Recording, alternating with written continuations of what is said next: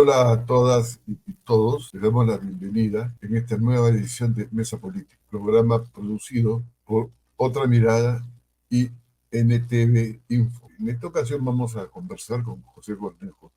Y Cornejo es un filósofo graduado en la Universidad de Lovaina, en Bélgica, además de ser un experto en temas internacionales sobre las elecciones de Estados Unidos y la importancia que tienen estas elecciones no solamente para el Perú o América Latina, sino inclusive para el mundo, ¿no? Y yo quisiera comenzar preguntándole a José, explique esta cosa intrincada que son las elecciones de Estados Unidos. Uno cree que son elecciones como las nuestras, que basta votar por un candidato y quien gana, la mayoría gana las elecciones. Pero no es así, ¿no es cierto? O sea, es un sistema muy complicado que, por ejemplo, el año 16 Hillary Clinton le ganó a Trump 3 millones de votos, pero perdió las elecciones. Entonces, José, ¿tú qué opinas sobre el sistema electoral de América? Buenos días y gracias por la invitación. Mira, efectivamente, uno de los problemas estructurales que tiene la crisis de la sociedad norteamericana y que produce un fenómeno como es el trumpismo, porque Trump es la causa, él es un fenómeno producto de la sociedad y de las particularidades que tiene el sistema político norteamericano, ¿no? Que es un caso de captura del Estado, ¿no? Porque es un sistema poco democrático, en el sentido de que desde sus orígenes ha habido un temor a la voluntad popular, a la voluntad ciudadana. Y por eso tiene un montón de mecanismos que son como cortapisas, ¿no? Para que la voluntad popular no logre tener el control, digamos, del soberano, del sistema político. Entonces, tú tienes, por ejemplo, que cada estado elige solamente 2 senadores y los senadores, la Cámara del Senado de Estados Unidos es determinante porque es la que aprueba el presupuesto, aprueba a los ministros, etcétera, ¿no? Elige a parte de los miembros de la Corte Suprema. Entonces, cada estado, al margen de su población, tengan medio millón de habitantes o 30 millones de habitantes, eligen solamente 2 senadores. Entonces, esto favorece a que los estados, por ejemplo, más conservadores, ¿no? Que son básicamente lo que se llama pues, el centro rural de Estados Unidos, tengan el mismo peso electoral.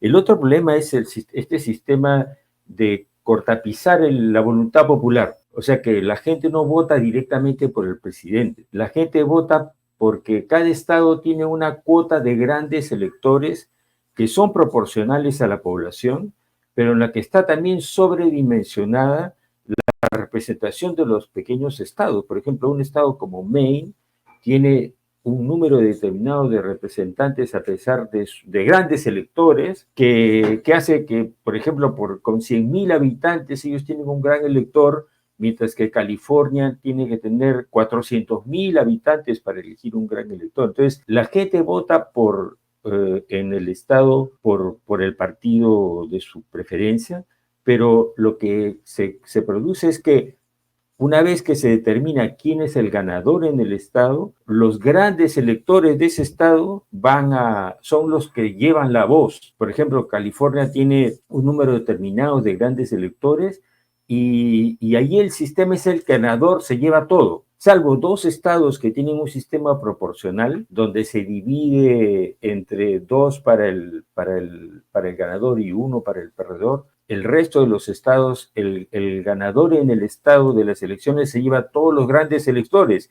Y esos son Perfecto. estos grandes electores que se reúnen en el colegio electoral y que finalmente votan por el presidente. Por eso es que en la televisión se veía que Trump tenía que superar los 270 grandes electores para poder tener mayoría en el colegio electoral. Este es Entonces, un tema, este es otro problema de la democracia norteamericana, ¿no? no, es Y cierto. rápidamente, para terminar, yo creo que el otro problema, el hecho de que se cierre el sistema político al bipartidismo y no se permite un voto proporcional que permita justamente la presencia de otros partidos, ¿no? Todo el sistema está estructurado para que el elector solo pueda escoger entre demócratas y republicanos. Y Bueno, lo último es lo que ha terminado de consagrar la captura del Estado, es esta reforma que se hace en los años 70, cuando se Se levanta la barrera que había antes para el financiamiento de las campañas electorales. Antes había límites para que las corporaciones o los grandes poderes económicos, los grupos económicos financiaran las campañas electorales. Eso fue levantado. Entonces, si tú quieres lo que en otros países es corrupción, que Romero le dé 3 millones de dólares a Keiko para su campaña electoral es un caso de corrupción en el Perú. En los Estados Unidos eso está legalizado, no hay ningún impedimento. En Francia, en Bélgica, está prohibido que las corporaciones, los individuos financien las campañas electorales. Entonces, este sistema que permite a las grandes corporaciones, a los individuos, por ejemplo, para terminar, ¿no? Elon Musk ha donado 70 millones de dólares a la campaña de Trump. Elon Musk tiene una fortuna que es superior al PIB peruano. Y en el caso demócrata, tú tienes a Soros, que ha donado 60 millones, o a Bloomberg, que ha donado 42 millones a la campaña de Harris. Entonces, tú tienes un sistema político que está, pues, como se dice, ¿no? Es la mejor democracia que puedes comprar con el dinero. Claro, sí, también es así que en la época de Carter, se planteó pues la posibilidad de una elección directa del presidente, ¿no? Y por supuesto eso fue rechazado. Inclusive Obama rechazó una propuesta de transparentar las elecciones. Efectivamente, hay un problema en el cual la democracia pues es imperfecta, por llamarlo de algún modo, ¿no? Y tú La puedes otra, añadir otras cosas, por ejemplo, puedes añadir que el voto no es obligatorio, así claro, que eso desintensiva a la gente ir a votar. Otra cosa que la gente no remarca es que tampoco es un día feriado. O sea, no se facilita para que el elector vaya a elecciones. El día de las elecciones no es un día feriado para que todo el mundo pueda ir, no es una fiesta democrática. Y por eso hay ese sistema que cada estado tiene su propio reglamento, donde tú puedes votar por correspondencia, y es un sistema electoral que no está hecho efectivamente para que el, el, el sentir de la mayoría o las aspiraciones de la mayoría de la población se vean reflejadas. Por eso es que tan poca gente participa en el voto real, efectivo, en términos de la población, es bastante limitado, ¿no? además no hay un cliente electoral, te das cuenta, ¿no es cierto? Mm. Cada estado tiene su propia lógica, su propio Claro, reglamento. no hay un jurado nacional de Y cada, elecciones, cada estado tiene sus reglamentos, sí. Entonces, eso hace que haya un desencanto, ¿no? Y eso también hace que haya o sea, como la economía norteamericana está siendo cada vez más desigual, como se nota desde los años 80 con las políticas neoliberales que empiezan con Reagan, que las desigualdades se van abriendo cada vez más entre los super ricos y una clase media que se va delimitando. Ese descontento, ese desagrado se manifiesta pues de estas maneras de buscar candidatos carismáticos, populistas, extremistas, ¿no? Ese es el caldo de cultivo del trumpismo. Por eso, sea Trump o no Trump, los problemas estructurales persisten, ¿no? Y mientras que esos problemas no sean afrontados, la sociedad americana va a seguir teniendo estos disfuncionamientos que estamos viendo ahora, ¿no? Ahora, una pregunta.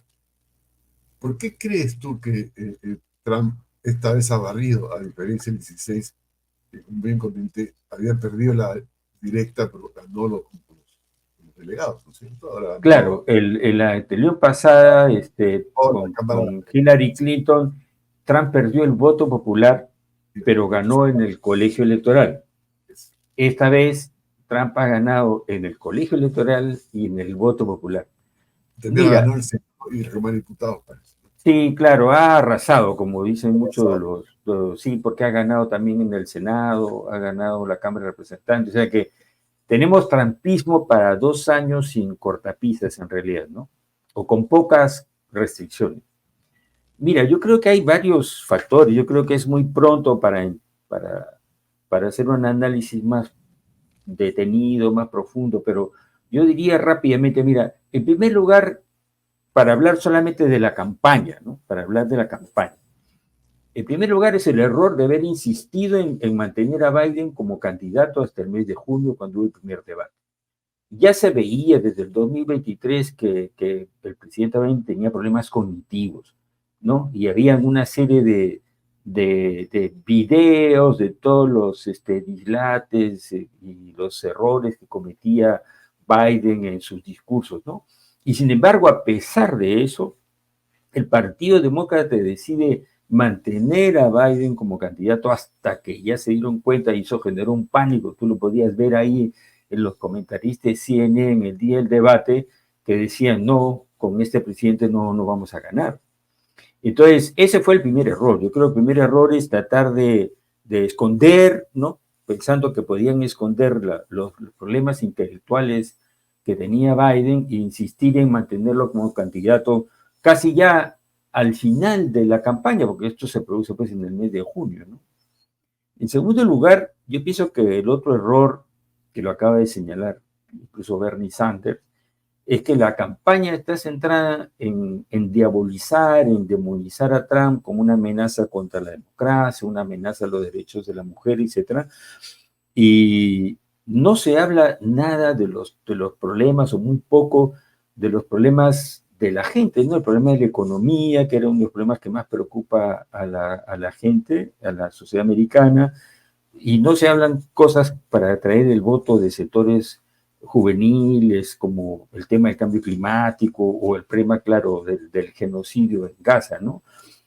Hay un momento, creo haber visto en una entrevista que le hacen a Harris, donde le preguntan de su programa, porque ella empieza pues su discurso ante el periodista es hablar de Trump como una amenaza a la democracia, etcétera, ¿no? Y cuando le pregunta su programa, la respuesta de Harris dice, vayan a la página web, ¿no? Y ahí está todo, ahí tienen 10 páginas de mi propuesta, ¿no? O sea, casi como diciendo, la propuesta programática que yo tengo es más de lo mismo, porque otro de los problemas que le afecta a Harris es que cuando le preguntan explícitamente en qué se va a diferenciar su gobierno del de Biden, ella prácticamente dice que no tiene nada que corregir. Entonces, para la gente eso aparece como un continuismo, ¿no? Y la gente quería cambios, pues, ¿no? Claro, Eso se puede reflejar, por ejemplo, en cuando pierde el apoyo del sindicato de camioneros, de los Teamsters, ¿no? En septiembre ella va a un encuentro con la cúpula de los camioneros de Teamster, que es este gran, poderoso sindicato de camioneros, y no logra convencerlos. Y por eso el comité ejecutivo de los Teamsters, que siempre ha apoyado al Partido Demócrata, decide no apoyar a ningún candidato, cosa que es un hecho inédito, ¿no? Entonces, podríamos ver otros factores, pero yo creo que... Una pregunta que me parece relevante. Perdón, sí. Pablo Iglesias, que lo acabo de escuchar, o ayer habló del tema de las elecciones, dice que ha perdido el mal menor. Ha fracasado la teoría del mal menor. La pregunta que uno se hace cuando escucha ese tipo de argumentos, ¿qué cosa quiere decir? ¿Que Kamala Harris debió ser más radical? Claro, yo pienso que Digamos, y Sanders, por lo que he leído esta mañana rápidamente, va en ese lado, o sea, en vez de, porque el argumento de los medios corporativos afines al Partido Demócrata es decir, bueno, ha perdido porque la gente es machista, no quieren votar por una mujer, la mayoría de la población norteamericana es racista, no quieren votar por una persona de color, pero hay poca autocrítica en términos de por qué se perdió el apoyo popular, porque tienen en cuenta que el mandato es fuerte, ¿no? O sea, tú no solamente Trump gana el colegio electoral, sino gana el voto popular y supera su votación de las elecciones del 2016 contra Clinton. Entonces, ahora, lo que Bernie Sanders trata de reflexionar inicialmente es por qué hemos perdido ese voto popular, o sea, por qué nuestras propuestas económicas de cambio, que es lo que la gente quiere, hablar de aumento del salario mínimo, hablar de una política favorable a una vivienda más económica, que es uno de los problemas graves en Estados Unidos, del costo extraordinario de los alquileres o de la compra de casas. Hablar de esos temas económicos es lo que nos ha alejado de nuestra base popular, ¿no?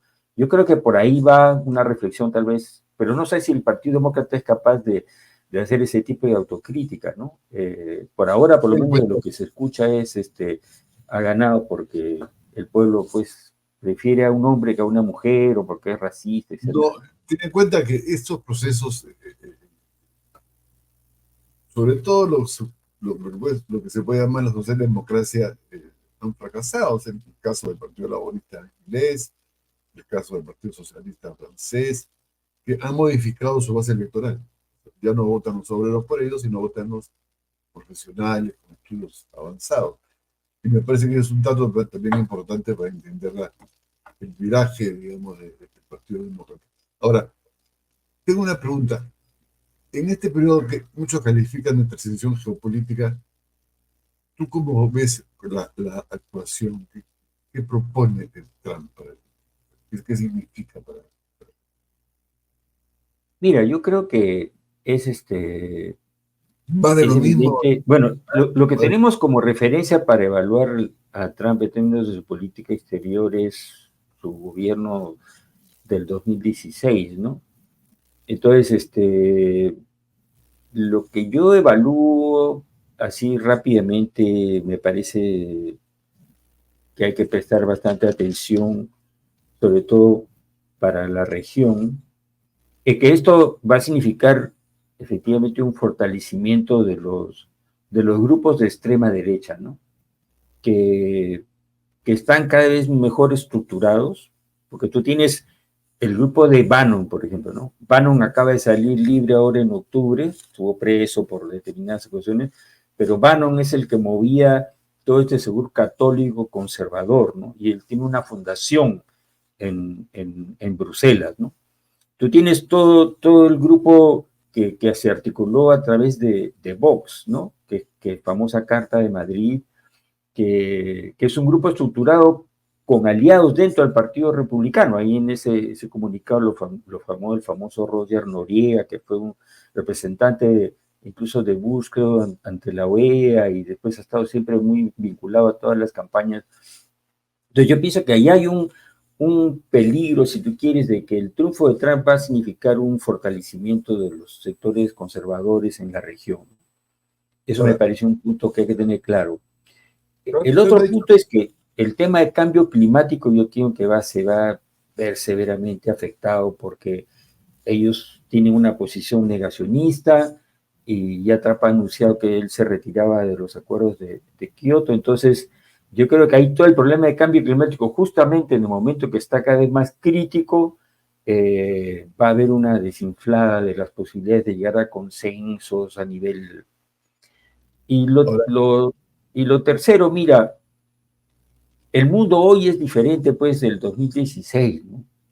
Entonces, Trump va a tener que negociar con actores que se han fortalecido, ¿no? Porque su política de sanciones contra China no dieron los efectos que él esperaba y, y ahora los BRICS aparecen con una posibilidad de absorber muchas de las políticas de proteccionistas o arancelarias que Trump estaba manejando para incluso su amenaza de que va a castigar a los países que están apoyando la desdolarización, puede ser un tiro por la culata, ¿no? Porque como los BRICS articula a grandes productores petroleros, pues, de granos, etcétera, ¿cómo estos países se van a desvincular de los BRICS? Yo lo veo bastante complicado. ahora, eh, Trump ha dicho que va a desarticular, va a dividir a los BRICS, ¿no? Su objetivo principal es dividir a los BRICS. Ahora, ¿y, y cómo ves tú en el caso nuestro de América Latina el tema Bueno, yo creo que es claro que, como te digo, por un lado se van a fortalecer los grupos de extrema derecha en la región.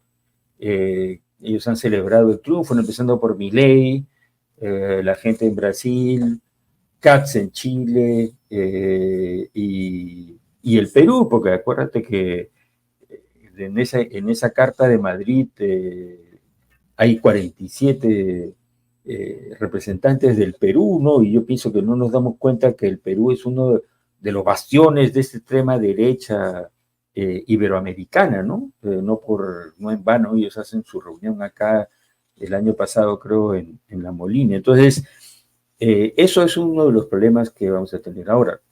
Como te digo, ya sabemos que Trump tuvo una política mucho más injerencista y mucho más agresiva con Cuba, Venezuela. Las condiciones no son las mismas, pero sí va a haber un...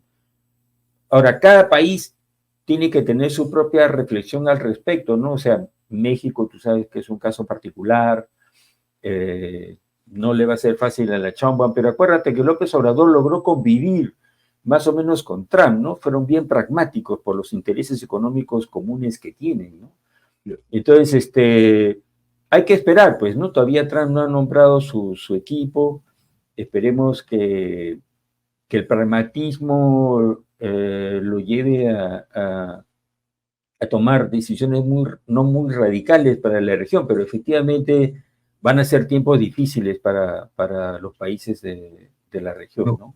para que tengas una idea, se vocea como posible secretario de Estado a este senador reaccionario cubano-mexicano, que le doy su nombre, pero ¿A fíjate, quién? ¿A Ted Cruz o no? ¿Cómo se llama el otro? Sí, sí, creo que es Cruz, algo así, alguien de esa rama, digamos. mm, ¿No? sí, pues yo Como pienso es- que hay que esperar a ver a quiénes se nombran, ¿no? Pero van Ahora, a ser tiempos difíciles, hay que ser bien realistas, ¿no?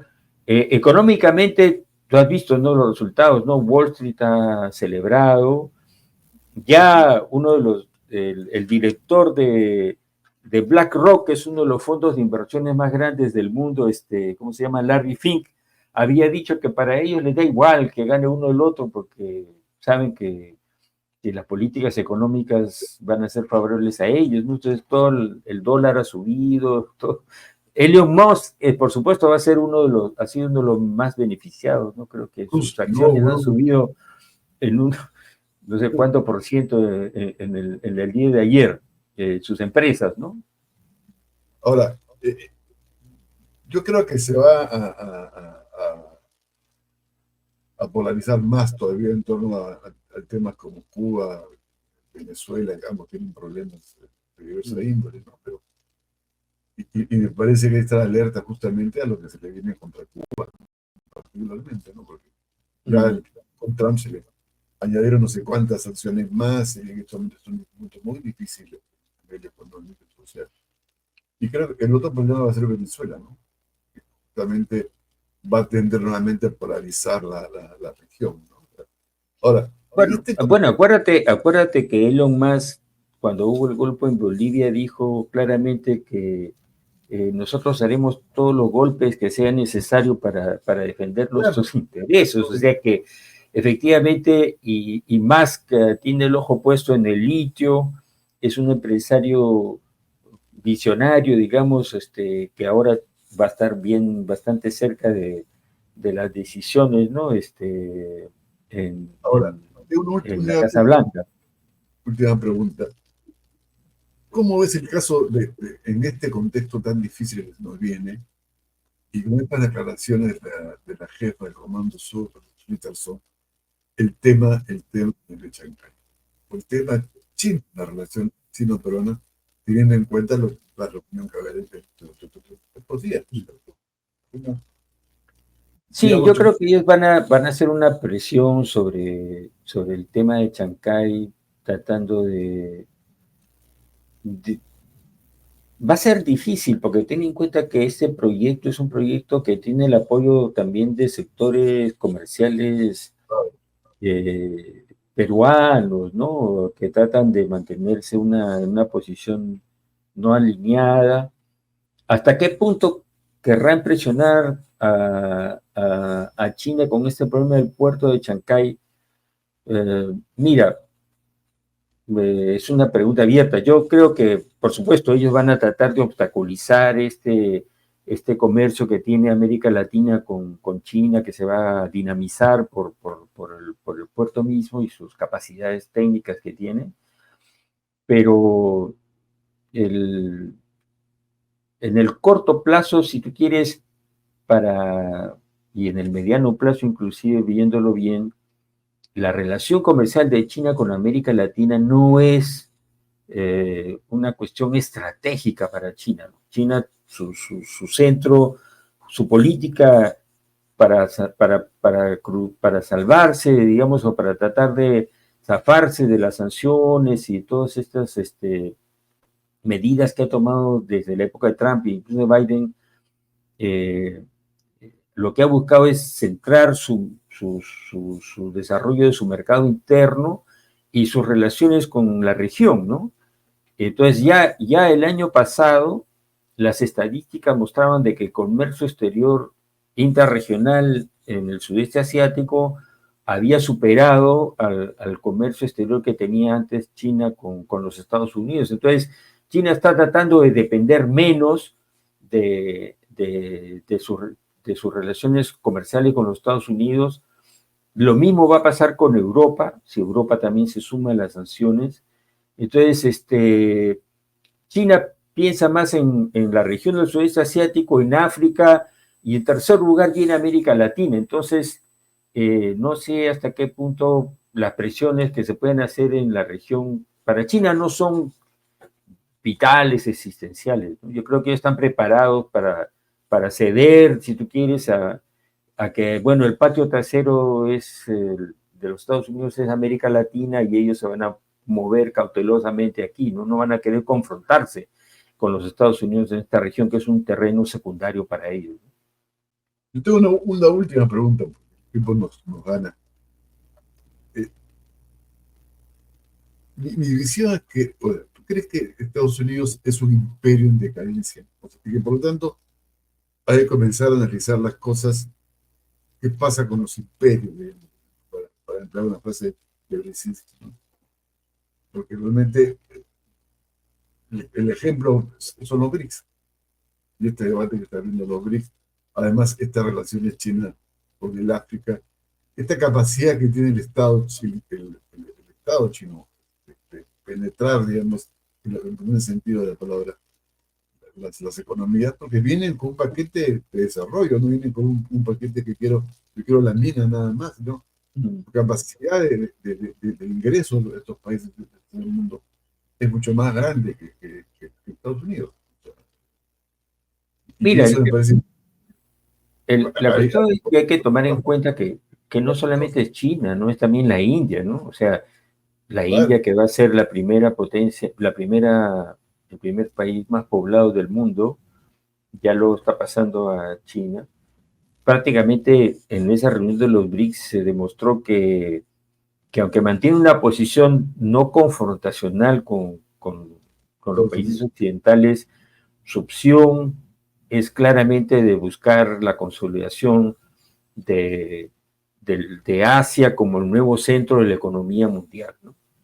Y ellos se dan cuenta que estas promesas, tanto de los Estados Unidos como de la Unión Europea, son pues intentos de separar, de dividirlos, ¿no?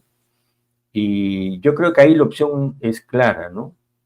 Y que ellos tienen una visión de mediano plazo y que eso va a ser el problema principal, es que el fortalecimiento económico, porque la diferencia de la confrontación que había en la época de la Guerra Fría es que la URSS, pues económicamente no era una amenaza realmente para Occidente, ¿no? Militarmente sí, pero económicamente no. Entonces ahora tenemos una situación completamente distinta, ¿no? Asia, no solamente China, ¿no?